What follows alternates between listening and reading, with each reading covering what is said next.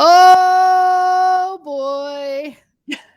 Ruth, I was saying that I'm going to say it out loud, though. I said I would try not to say it too much more, but I am so honored and thrilled to be with you. I just see you as a huge role model and someone who's been hitting the pavement since 1984. Right. 1984 is when you became a teacher. Is that correct? Or is that so? It was Well, even before then. Tell me. well, I mean, I went to massage school. I started massage school in 1984. Um, and some people joined my class late and they were having a hard time getting caught up on book stuff. And my teacher, who did not have time to tutor them separately, asked if I would be willing to help them get caught up. And I said, well, yes, of course, sure, no problem. And I loved it. Which was so funny because I have no science background in my formal education at all, uh, but I just really got a kick out of helping people, take complicated ideas and take them apart and rebuild them into ways that they could make sense out of them. So yeah, I became a massage therapy teacher, at least a teacher of the science of massage therapy, such as it was that we were teaching in 1984. Um, while I Thank you for that. was still a student. And then as I continued to work with my teacher and that school continued to grow, that whole role became much more formalized. That is amazing. So one of the things is I was trying to smother you with compliments, and you seem very humble, which I appreciate, and which makes me even more like you even more. You know, oh my god, I just totally lost my train of thought with that because I went right into how wonderful you are. That I see, I'm so enamored and nervous that I've already forgotten where I was going to go with that. But 1984, you were already starting to learn how to be helpful, right? That is, I Sure. mean, here you are, you stood up, the teacher said, I'm not, and here you didn't say, ah, no, that's too much, but you took that opportunity and you ran with it. And we're so thankful that you've been that courageous and able to do some of those things so that I can sit here with you now. So and another thing, I got one in. So another thing that I've noticed is that your classes are very magical and very the like your class on ABMP. I just looked at that, the endangerment sites. Oh yeah.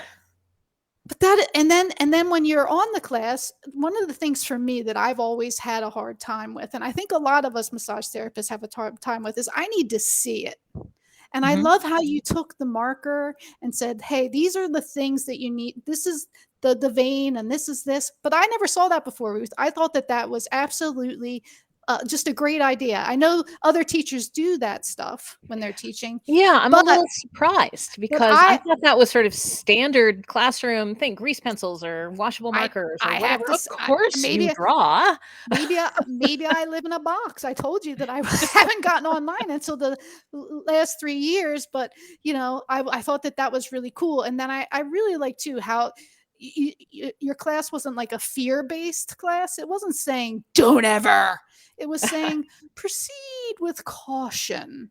And I would no, so I really like that teaching style. I like how you are not rigid and don't do this, don't do that. There are suggestions. And one of the things you and I were talking about before I started, got online was, just how in order to stay in our industry, you have to be willing to be flexible. Flexible. So Yeah. tell me a little bit about how you see that because I think you have that down because you figure, like you said, in 1984, what we were learning, and I said I might be in jail because well we didn't have licenses, we didn't have much to go by, we didn't have books, we didn't have anything. So what's available now? I mean, you had to be flexible, didn't you, Ruth? Yeah. Well, yes. And one of the things that I can't really point to a moment when I learned this thing, but one of the things that has been most helpful to me, most useful to me as I have become a teacher and in whatever ways I have become a leader in the profession is not being attached to being right. Yes. Right? So, Wow. and, you know, and maybe part of that comes out of an impulse in me that when I hear someone saying, here's the truth. I got the truth for you. The first thing I wanna do is look for ways in which that's not true. That's just maybe part of a contrary aspect of my nature. And so when I, um, teach and when I write and when I sort of represent ideas to our profession about the intersection between massage therapy and safety in terms of people who working with people who are struggling with illness. Um, you know, our experience always tells us it is not a yes or no question.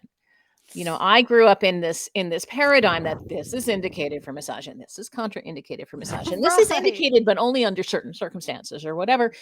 And I learned that and I tried to teach it for a while, but I really struggled with it because it just wasn't really true.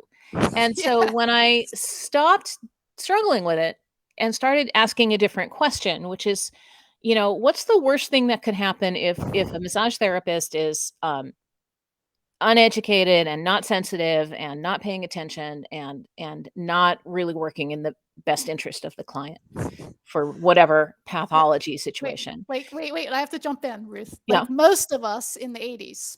Well, I No, think we I'm were just kidding. working No, with I'm kidding. we were working with people's best interests, and if Right. anything, in the '80s, we were maybe too conservative because we would turn away people who have cancer, or True. we would turn away people who had, you know, I turned away clients that I wouldn't today, out of an abundance of caution, right? So, you know, what's the worst thing that can happen if you're not well educated and you're not careful? Mhm. Because being careful can make up for not being educated in some ways, right? It's true. Yeah. And then what's the best thing that could happen if you are well educated and um, sensitive and you do your background and you know, and you're paying attention to what's going on. And so I present those now when I teach and when I write as risks and benefits, right? What's the worst thing that can happen? What's the best thing that could realistically happen? And then, you know, and then we make appropriate accommodations. We figure out a way to minimize or eradicate the risks and to maximize those benefits. And that is what informs our clinical decision making process. But that's all about being flexible and versatile. It's all about being in the moment with your client because your client from today and versus especially someone with something chronic like fibromyalgia or chronic fatigue or even just, you know, any kind of chronic pain thing, who they are when they come see you today might be an entirely different scenario than the person that you saw last week, right? Yes. So Yes. you know, we have to be ready to identify the key variables to make decisions about safety and effectiveness. Mhm. And I figure that's my job is to help people figure out what those variables are, right? So that's my job. I just help people figure out what are the variables. But that for me, I put that in my I wrote a book on massage. It's just a little book. It's a simple read, a very simple read. But that for me is a huge thing. Is week to week, we can't assume that the client's the same person in the same body. Right. Like week to week. And I saw a lot of weekly clients. Hmm. We were like a part of healthcare in the 80s, 90s. People came every week. You know, Right. that's what we did. But I would always say to my staff, like, you can't make assumptions. Don't assume. Even if you see them every week, please just treat them as if it's the first time they're walking in and they're the only person in the world. So thank you for saying that. I hope everybody in my at Freedom Massage is watching. Did you hear what Bruce said? She's not saying You know she's what? right. I'm glad that you bring that up. There was an interesting little research project. I don't think it ever got published. Tell me, Ruth. Tell me. But it was about it was what we call qualitative research. It was people describing their experiences rather than quantitative research, which is about numerical changes, right? Mhm. So in this qualitative study, the question that was being asked was, what's the best massage you ever got? What are some things that about the very, very best massage you ever got? What were they? And What were they? well, over and over again, the leading thing was It was the first time someone had worked with that therapist. Right? So, like, you may have a great massage therapist and you've had a Yes. wonderful experience with them over the however many years you've been working with them. But if you were to ask that client, when was your very, very best massage? The chances are good that they will go back to the very first time that they worked with that person. And so, I kind of got a kick out of that, because what it means is if you can walk into your session room every time as though it's a new relationship, with the same kind of investment of energy and care that you put into new relationships, that's going to have some powerful repercussions. That's why, I love this, and I just want to, I want to say too is that not only that, but an attitude of gratitude, because that person, if they are a regular client, has been helping you sustain your career, And it's such a privilege to and be what an given that honor. opportunity. Yeah. So I would think that you would want to dazzle them every session, because they're a huge part of your life, Yeah. and they're supporting you. So I love that. That is so good. Let me just again, yes, and then Yeah, I'm reading these comments as well. Yeah. Thanks, Marie. so COVID. It's a subject that I think some people are getting tired and exhausted with, right? If only it were getting tired and exhausted of us. But it's not. And one of the things we talked about briefly before we started talking live was, we're in the midst of Freedom Massage of kind of doing little meetings and trying to figure things out. And every time we try to figure things out, we realize we can't figure anything out, right? Because there's still not enough information. So you've been a huge go-to about COVID, I believe, and I actually was thinking of you as I was thinking of COVID. So tell me, Ruth, what is the answer? Tell us all the answers. Well, I think I need to ask you to get a little more specific with your question. What do we do now? COVID Oh long. gosh. Yeah. COVID Well, long. long There's COVID. COVID long. Right. Long COVID. There's that, right? It seems to me to be. Can I? Maybe I'll. Can I say this? Would you say the long COVID is similar to getting the response that, say, like Lyme disease got? It's almost Mm. like still this thing that people are getting or having problems, but yet it's still not necessarily being acknowledged. Is that touchy? Am I Yeah, diving? yeah. No, you're good. I mean, it's fine. It's not a simple answer. I mean, Right. yeah, the simple answer is yes.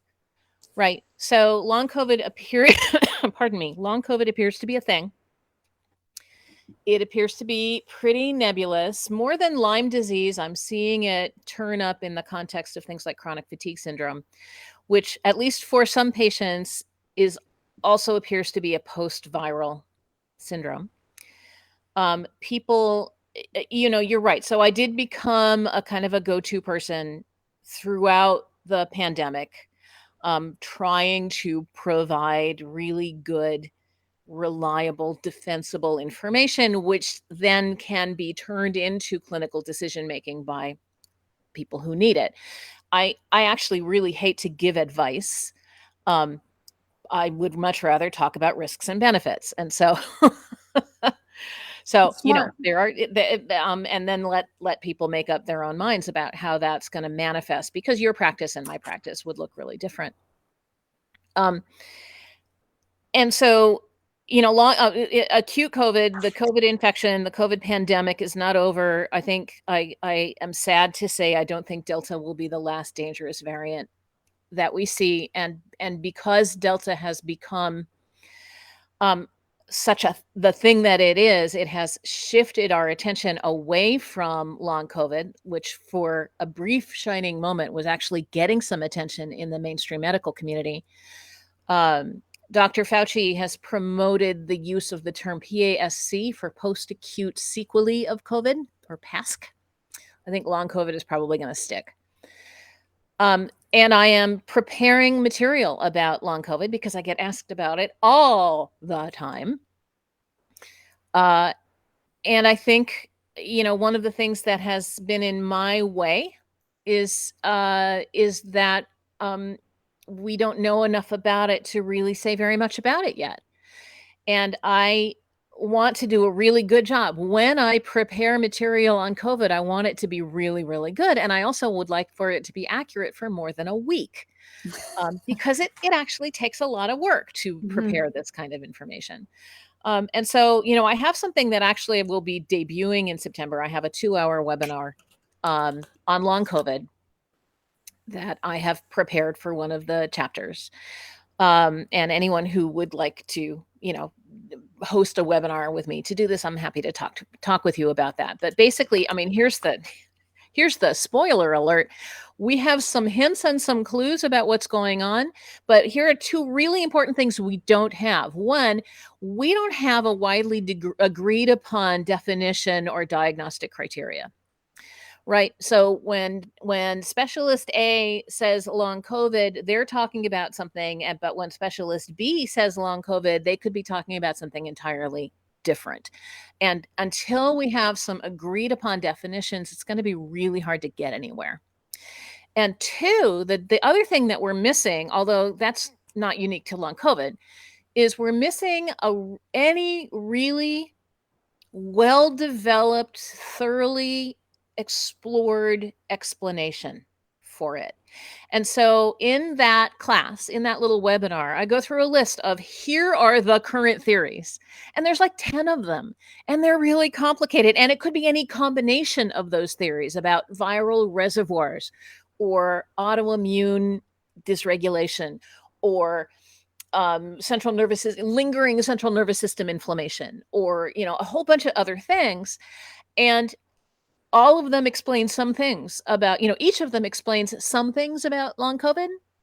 And the truth lies probably in combinations of things, but until we have a better grasp on that, it's going to continue to be one of those really nebulous issues, like long Lyme disease or long chronic fatigue, where people who specialize in this acknowledge that these things exist. Right. People who don't specialize in it might not acknowledge that these things exist. And but the options for people who are actually living with the consequences of this are really pretty limited. I mean, the advice given to people with chronic fatigue syndrome, even now, is eat right, exercise, and get good quality sleep. The 3 hardest things there are on the planet to do, Right. right? And when you live in a body that's in pain and feels tired all the time, the last thing you have any interest in doing is investing time and energy and effort into something like eating good quality food or getting some exercise, right? And so it's very circular. It's very problematic. There are no, there's not gonna. I would be happily surprised if we turned out to have like a fix for long COVID. I don't see it. The upside of this, if you want to, that's a terrible word. No, an aspect of this is that it's going to make a lot of work for massage therapists. In that, we work with people for long periods of time. There's really no other healthcare providers besides surgeons and dental hygienists who spend an hour or more with people with their complete focused attention on them. It's amazing. Yeah, it's so Yeah, true. right? Mhm. And so the relationships and the trust and the therapeutic quality of that interaction that we have with our clients is going to put us in a position of being able to be very helpful. Um, but it's hard to be helpful if you don't know what people need. And we won't know what people really need or how best to help them for a little while. I actually had an interesting email exchange with someone just this morning, who also wants to prepare something on long COVID, and our exchange was about, at least part of it was about a piece of research about, it's called pacing, teaching pacing, which is basically sort of graded exposure to exercise to help people build up their resilience, which seems sensible, right? For people who have been really, really deconditioned and just knocked off their feet by this virus. But there's some data that says pacing does the opposite, and it is really bad, and you shouldn't do it. And It makes me really glad I'm not a physical therapist because because that's a lot of dichotomous information. And until we know more, it's going to be hard to give good advice. And two, I always go into the frame of mind too, not to mention the emotional, Right. stuff that's just been happening Oh my for God. us all. So Oh, here yeah. you are, Yeah. like we've all been through this horrible pandemic, and then you have long COVID on top of that. And it's some people think it's there, some people think it's not. And just the emotional strain on a human being in that situation And where the you're medical not able to gaslighting get that goes on anything. with that. Yeah. Yeah, it is, it's going to make our work even more valuable as people find that their medical community in many locations is just not going to be very supportive, at least not for a while. So I want to ask you a question that I ask a lot of people, because for me, when push comes to shove, how do you feel about the fact that getting a client to relax is going to help with a magnitude, tons of stuff that we might not be able to explain? When worse comes to worse, if we can be the person that helps them relax, would you say that that's going to be a pretty consistent helping tool for a lot of people? Oh, of course. Absolutely. And and there's been especially in the context of contemporary pain science, there's been a lot of attention paid to the argument that when we do massage, we are less than affecting things like fascia and muscle tissue, even with, firm pressure. What the part of the body we are really working with is the nervous system. And you can work with the nervous system with a lot of people who are otherwise not a great candidate for massage. And anything we can do, and I love that, and I did not make up this concept, but it's a common concept in chronic pain. Anything we can do to turn down the volume, Mhm. and that volume might be perception of pain, or it might be stress, or it might be I'm so foggy all the time, I just don't know what to do, and you get an hour to step out of that, right? Anything we can do to turn down the volume on the things that are making people upset or um, disrupted um, is a benefit. And I would like to see us take that benefit seriously and to do it on purpose instead of by accident, and Yes. to and to maybe realign our goals with our clients away from I'm going to break up these adhesions, and Yes. which probably doesn't really happen, um, and toward let's turn down the volume on the stress. Let's turn up the volume on the relaxation. Let's give you an opportunity to experience your body as a beloved gift. Oh, thank you, Ruth. And that doesn't discount that people have goals, right? But we can respect the gift. We can love the gift of the body.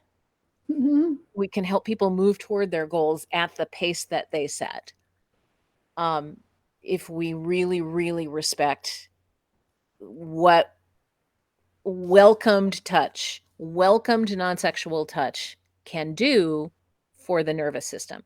And sometimes we have to get to that welcomed point first, right? And yeah, and that's so much too of just how we approach clients, how we speak to them, meeting them where they are, not talking over them, not talking under them. And I just want to go back to, I'm going to backtrack just a little bit to Sure. your how I like how you, the whole, like, I don't the right answer, and you say risk and benefits is what you like to talk about. Mhm. So how did you, there has to be a journey to those two, to using that that way, like learning that being right is that's a big responsibility, or that's like it's Oh, almost it's a like I want nothing to do with that responsibility. and it's like a big ask. I mean, Yeah. is it a possible ask to be completely, so Oh, I to be like right? how, No. yeah, so I love how you are doing the risk and the benefits. I just want to commend you on that, and see if you want to just dabble into that anymore? Has anything come to mind or? Yeah, I'm trying to think of when I made that shift. I mean, it's a shift that I made specifically in my textbook, and the textbook is now in its 7th edition. So the first edition came out in 1998 when you first entered the field. Yes. Um, and I don't I if do you mind if I just go get an old Do it. edition and look? Yes, please. Hang on, it's right here.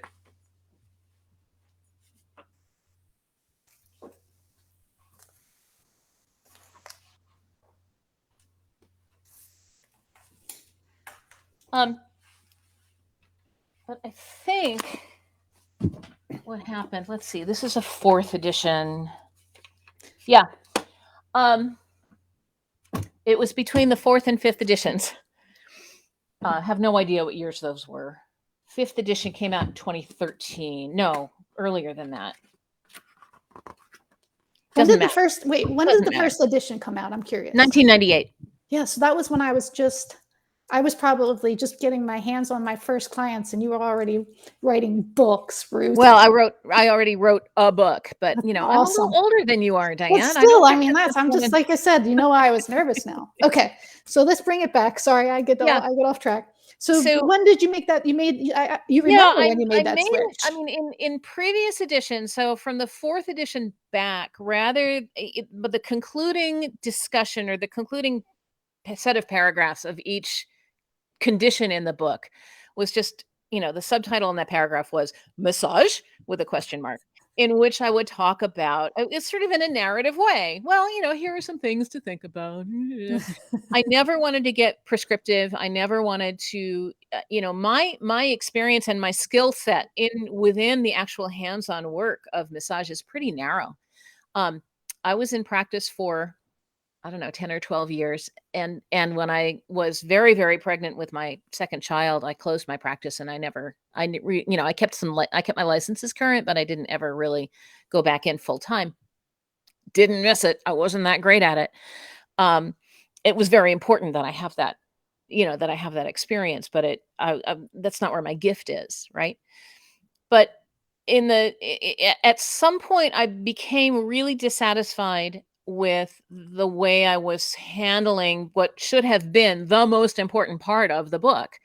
Right? The most important part of the discussion is not whether MS is autoimmune or something else. It's what does it mean when the client who has MS shows up in your office today, right? So I decided to get a little more analytical and just play out in full sentence formats. Okay, let's think about what happens if someone's dumb with their client who has MS, and let's think about what happens if someone is really gifted with their client who has MS. And I played it out in that way, and that has continued to evolve, and I really like the way I do it now with risks, So benefits, cool, yeah. accommodations, and then I take a look at what the research says. It just gives you such a broad audience and helps a lot of people understand, I think. Well, I mean, what I'm really interested in, I actually am pretty interested in, what's happening in the immune system with autoimmune activity with MS. I get a weird kick out of that. But it is not the thing that's going to make the difference in the choices for massage therapists. I think we need to have enough of an idea about a disease pathophysiology in order to understand how the signs and symptoms come about, because that will inform about safety. Right? If your client is numb because of this nerve damage, that's a safety issue because numbness is a cautionary thing. And so that's the connection that I'm looking for when I discuss pathophysiology. Is I don't drill down to cellular genetic expression. That's not useful. I discuss it in concepts that are big enough to lead to physical changes in the body, and and to focus on those physical changes that make a difference in our choices. Very nice. Okay, so I have two little things left. I could talk to you forever, and I think I'm pushing my time here, but Oh, are we? Okay. a little bit. All right. So one of the things that you just said that really stand out, and I whenever someone that I admire says these things, I like to just put really enhance that and put it back up. But you said that you were a massage therapist, and then you realized too what your real gift was. Oh, yeah. And then you went with your gift. So what we might think we're supposed to do, or what we might believe we're supposed to do like we have to, again, we're back to that whole let's be flexible thing. Let's really just take, I didn't think I'd be interviewing teachers online. I didn't And think, here you are. and here I am, right? But I was open and I was flexible and I'm having a blast, right? So you're saying, and I think if I heard you correctly, just again, be open and be flexible. At what point did you realize that switch, and was it hard for you, or are you just like, Oh, no? no. It was a delight. It was a delight.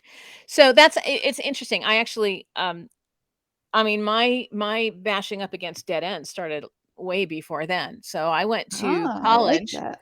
I went to college anticipating becoming a teacher. I went to a college that had a 5-year Master's of Arts in Teaching program. So I thought, all right, I will emerge from college ready to go into public school teaching, which was what my mother did, and it was, that was my goal. And two things happened when I got there. One is that they dissolved the 5-year Master of Arts teaching program, and the other was I got really into theater. And so I could have transferred to another school to pursue this teaching thing, but no, I just became a theater major. And then and then I moved to a city with a really active theater scene, and I did not like it. I was not it was I mean, I had good friends and whatever, but I knew that this was not gonna be the way I was gonna make my living. I just yeah, that was a lifestyle that did not speak to me. And so I obviously, went to massage school, thinking, "All right, I'll be a massage therapist and I will work with actors because actors need to achieve physical neutrality and I will help them do that." And, what's the flaw in that thinking? Actors have no money. And so so I ended up working with my friends' parents who did have a little money, but they were also older, and they had things like joint replacement surgeries and diabetes and osteoporosis and all these other things that I had this much education about in my 125 hours of Right. massage school. And so Same. yeah, and all this time, of course, I was still working in the massage school, I developed a real platform, a real soapbox, if you like, about we are not getting enough information about contraindications. And when I had to leave the school because I had gotten married, had a couple of babies, and then my husband had a job change. And when when your kids are 2 and 5, you follow the health insurance. Um, Mhm. my teacher and boss gave me a little computer and he said, "Here, you keep telling us we don't have enough information about contraindication. So you're going to be this at home mom. You're going to have all this time on your hands," which was hilarious. But he asked me to write a document for use at the school, and I did, and that became actually my author's proposal to get published, and that became, ultimately 5 years later there was a book, and now 23 years later there are 7 editions of it. But it all of that came about because I kept hitting these dead ends. But Um, you you listen know to the dead end. Some people Oh, will hit yeah. a dead end and they'll get like a shovel, or like some kind of machine, and they'll keep like, Oh, yeah, because no, yeah, this is my path, I am yeah, following my I path, and this is am. just an obstacle I'm going to overcome, where if they shifted 10 degrees, the path is open. I mean, and it's beautiful blue skies, Yeah, grass, some yeah, flowers. I was, when it was time for me to close my practice, because I was about to have a baby, um, I knew at that time I was not called to be in the session room. It just was not my favorite place. I was much happier in the classroom. And that was before I became a writer. Um, but then, those two things, I love words. Can you tell? Um, and so, those opportunities were very much tied in together. And, frankly, I use that theater degree every time I turn on the camera. So here we are. All And those dead ends, they add up and they get you to the places where it's right for you to oh, be. it's so, I love that. I love that. And so if you hit a dead end, just pivot. Yeah. Yeah, You don't have sometimes to it's just not a pivot. big pivot. Sometimes it's not a big pivot at all. It's just looking for where those open doors are, Mhm. right? So another thing that I wanted to cover, that you had said earlier, that just stuck out to me. This was prior to us getting on. Is missing seats. So trying to Oh, create a more an equal platform in the community. And do you recall that quote that you just said? About missing seats? Well, who's missing? Who's missing at the table? Who's not represented? Yes. Yeah. So, do This you want is to talk a something that, little bit about you're really enjoying working with that area of our industry too? It yeah. seems. Well, it's something that I am late to the party Me too. on this issue, and Yeah. I take full responsibility for that. It's one of the things that I think maybe we had a little more time to realize between the combination of COVID and the Black Lives Matter movement is ways in which systemic racism um, and it's not just about race, but race is a good place to start. Ways in which systemic racism and other ways in which people are excluded from positions of influence um, is problematic. And it is not going to be solved. And I did not make up this quote, and I will probably butcher it. It will not be solved. What was it? White supremacy will not be solved until white people solve it. It, in other words, it won't be solved by us feeling sorry for people who aren't white. Does that make sense? Hmm. We have to take some actions to address this. And I have become increasingly sensitive to ways in which I haven't done that. And looking for ways in which, I have the privilege of having a platform through my work with the book, through my work with ABMP and the continuing education classes that I do. And people, often take me seriously, which is good. And I take that, that's a privilege I don't take for granted. I want to be worth it. She doesn't. I I can want to be tell. She worthy doesn't. of Yeah. being taken seriously. And so, and I have in the process become aware of things that I have taught and ways that I have taught and statistics that I have sort of blithely shared, without understanding how um, in, infected they are with prejudice about, for instance, the BMI is a good example. The body mass index as a predictor for health indices is we know that it's faulty, and we know that it only works for a certain portion of that population, but you know who that portion of the population is? Thin white people. Okay.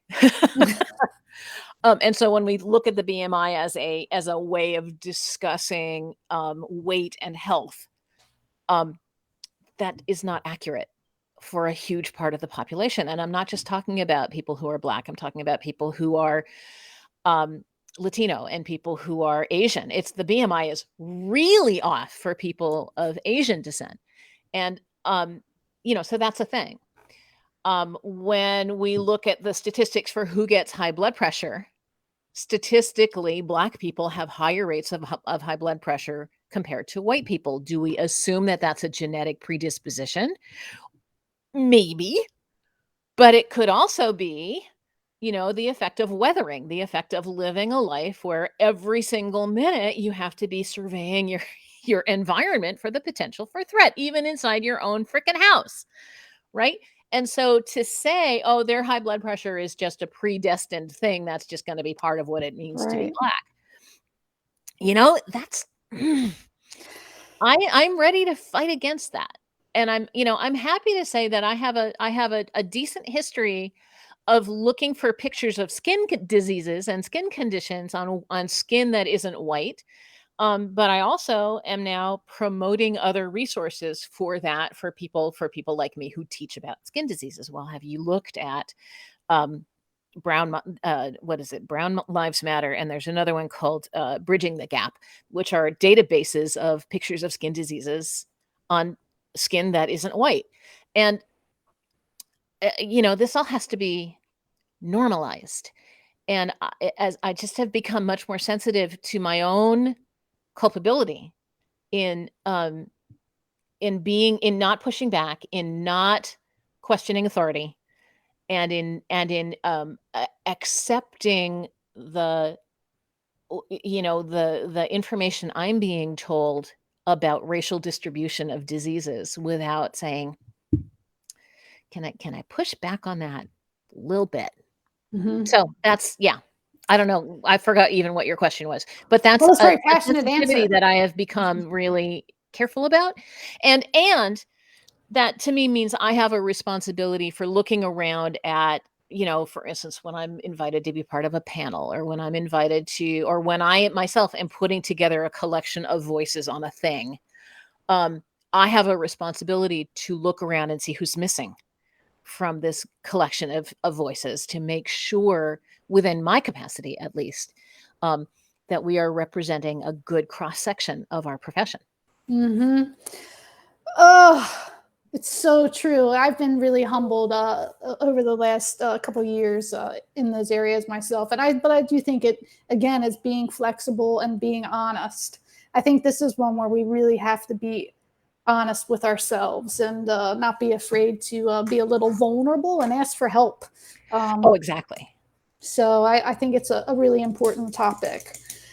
So Ruth, maybe you'll come back and see me again someday because I Sure. feel like we just like really hit the tip of the iceberg of all the topics that are possible. I just wanted to say thank you so much. What an honor it is to sit with you. And is there anything that you want to kind of leave us with? Oh gosh, that's not fair. um, so Diane, I'm not even 100% sure who your audience is. If your audience is mainly massage therapists, Only massage therapists on this excellent. page. Okay, good. So here's a thing that you could do that would be a big favor to me. Okay, Okay? I deal. have a podcast.